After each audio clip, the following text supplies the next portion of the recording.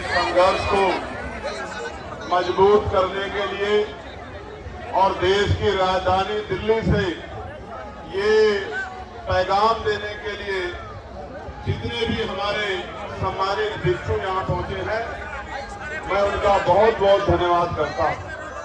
प्यारे साथियों, मैं आपको नमो बुद्धाय जय भीम कहता हूँ। मैं आपको प्रबुद्ध भारत कहता हूँ।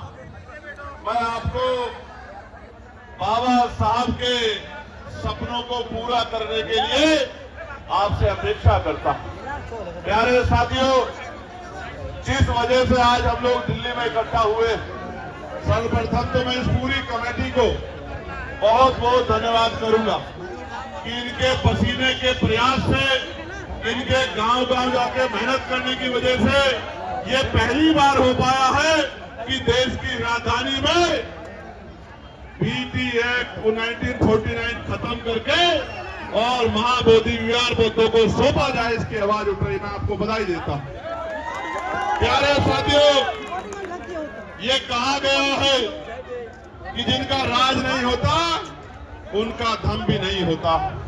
आज अगर जिनके ऊपर जिम्मेदारी है धर्म के कार्य को आगे बढ़ाने की, अगर उन्हें आंदोलन में उतरना पड़ा है तो आप महसूस करके देखिए कि लड़ाई कहां खड़ी है।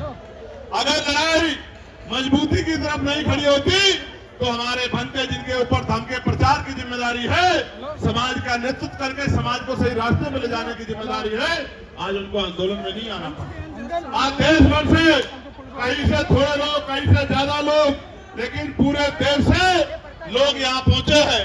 और जब ये विषय मेरे सामने आया था तो पार्लियामेंट में मैंने पूरी जोर शोर से ये मसला उठाया था कि बीटी एक्ट खत्म करके बुद्धों को उनकी धरोहर सौंपनी होगी। आज नहीं तो कल बौद्धिक समाज जाग जाएगा और जिस दिन जाग जाएगा, फैसला ले लेगा, वो दिन दूर नहीं है कि कोई हमसे हमारी धरोहर को छीन लेगा। आप महसूस करके देखो, दुनिया में सभी धर्मों के कई कई धार्मिक स्थान है, लेकिन बोध गया कोई दूसरी जगह नहीं हो सकती है। आपके अन्य धार्मिक स्थान कई कई हैं जिनकी पुष्टियां भी नहीं है, लेकिन बोध गया एक ही जगह है, और वो कहाँ है? बिहार में, गया में, जहाँ भगवान बुद्ध को ज्ञान प्राप्त हुआ।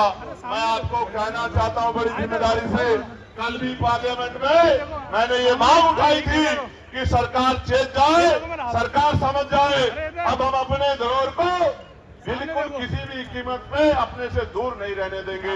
मैं आपका